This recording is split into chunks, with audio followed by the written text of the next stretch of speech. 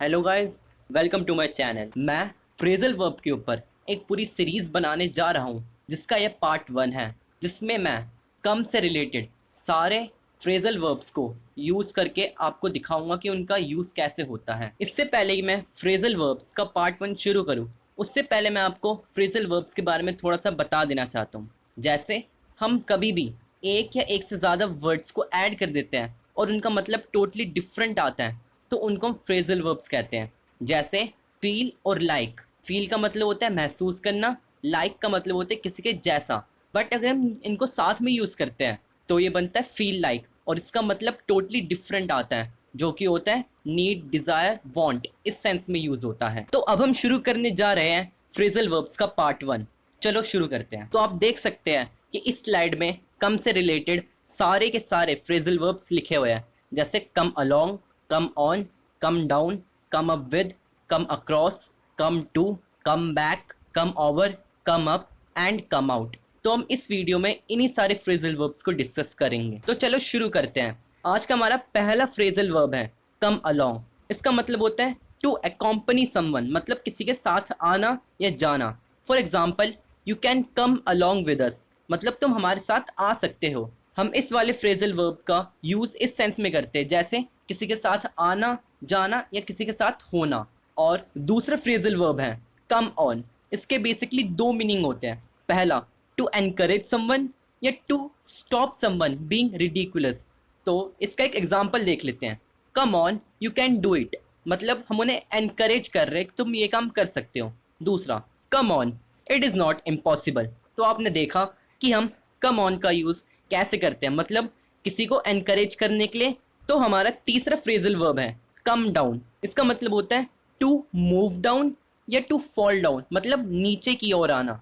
तो चलो इसका एक एग्जांपल देख लेते हैं। Due to heavy storms the trees came down, मतलब हैवी स्टॉर्म्स के कारण जो पेड़ थे वो नीचे गिर गए। मतलब हम इस वाले फ्रेजल वर्ब का यूज़ इस सेंस में करेंगे, किसी के नीचे आने के सेंस में, मतलब कोई चीज़ नीचे गिरती है या कोई नीचे की ओर आता है, तो उस वाले सेंस में हम इस वाले फ्रेजल वर्ब का यूज़ करेंगे। And the fourth phrasal verb is come up with, मतलब टू प्रोड्यूस या प्रेजेंट। तो हम इसका एक एग्जांपल देख लेते हैं। He has come up with a very good idea, मतलब वो एक बहुत अच्छे आइडिया के साथ आया है।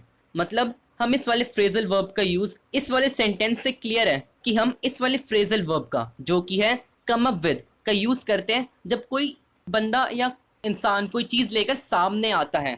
तो इस वाले फ्रेजल वर्ब का यूज हम सिंपली इसी वे में करेंगे कि कोई कोई चीज लेकर सामने आया। एंड हमारा फिफ्थ फ्रेजल वर्ब है कम अक्रॉस। इसका मतलब देख लेते हैं, टू फाइंड या मीट एक्सीडेंटली। इसका एक एग्जांपल देख लेते हैं। I came across my English teacher in market yesterday, मतलब मैं अपनी इंग्लिश टीचर से मिला। वो जानबूझ के नहीं मिला, वो बस मिल गया, इसलिए उसने यूज किया I came across my English teacher in market yesterday, मतलब मैं अपने टीचर से मिला कल मार्केट में।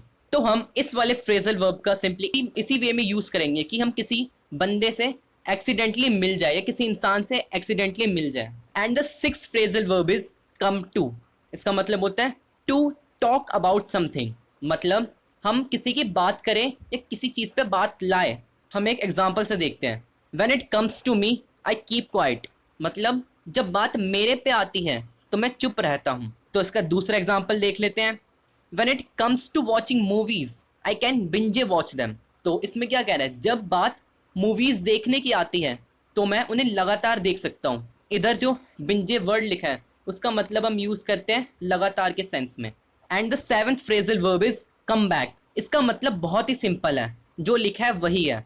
इसका मतलब होता है कम बैक। एग्जाम्पल देख लेते हैं। I am sure that he will come back, मतलब मैं श्योर हूं कि वो बंदा आएगा ही आएगा। And the eighth phrasal verb is come over. Come over का मतलब होता है टू मीट समवन और have a impact on someone something. इसका एक एग्जांपल देख लेते हैं। Please come over and meet my mom. इसका मतलब ये है कि वो उसको कह रहा है कि प्लीज मेरे घर आओ और मेरी मॉम से मिलो। तो हमारा नौवा फ्रेजल वर्ब है कम अप। इसका मतलब होता है टू अप्रोच या टू कम शॉर्टली। तो देख लेते हैं इसका example. He came up to me to let me know about it, मतलब वो मेरे पास आया ताकि मैं ये बात जान सकूं। और जो इसका दूसरा मतलब है टू कम शॉर्टली, उसके लिए एक एग्जांपल देख लेते हैं। My exams are coming up, मतलब मेरे एग्जाम्स आ रहे हैं, नज़दीक है। This movie is coming up, मतलब ये मूवी आने वाली है। तो हम इस वाले फ्रेजल वर्ब का यूज़ दो मीनिंग में करते हैं, पहला टू अप्रोच और दूसरा टू कम शॉर्टली। और हमने ये एग्जाम्पल्स के द्वारा समझ लिया है। और आज का हमारा आखिरी फ्रेजल वर्ब है कम आउट। इसके बेसिकली तीन मीनिंग होते हैं, पहला टू बिकम नोन, दूसरा टू अपीयर और तीसरा रिलीज इन द मार्केट। जिसका पहला और दूसरा मीनिंग है वो लगभग सेम ही है।